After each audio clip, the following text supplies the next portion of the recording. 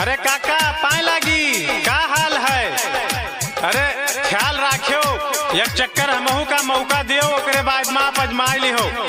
आप सबके आशीर्वाद से चुनौआ तो लड़ी गन है, लेकिन तो अब अपन आशीर्वाद तो गमगमाए दियो सब वही चुनौआ हमें जिताओ। ओकरे बादी में हन फिर देखियो कि सब माँ हमारे में कौन अंतर है।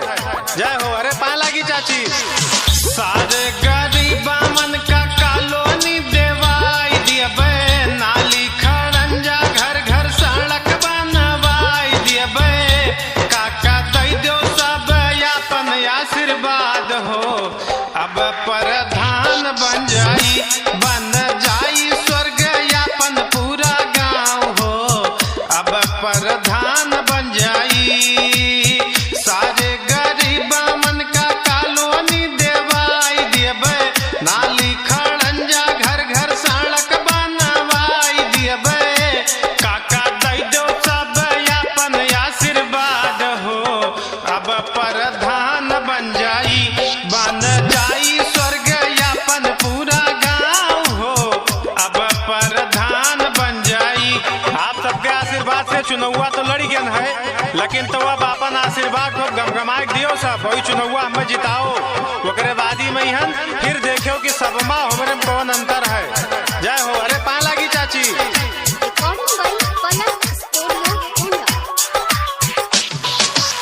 हम जो जीतें तो पहले कार्ड बनवाइब सबके, मुफ्त में दवाई कराइब सब वृद्धा जन के।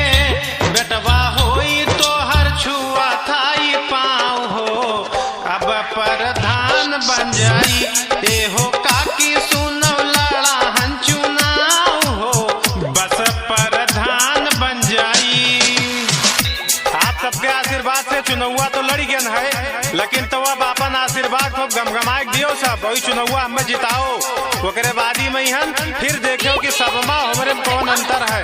जय हो। अरे पाए लागी चाची।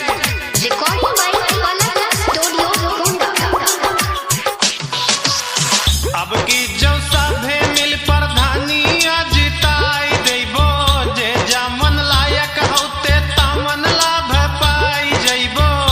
बाकी रवि पंडित खेल रहे दाव हो, बस प्रधान हो जाई बानी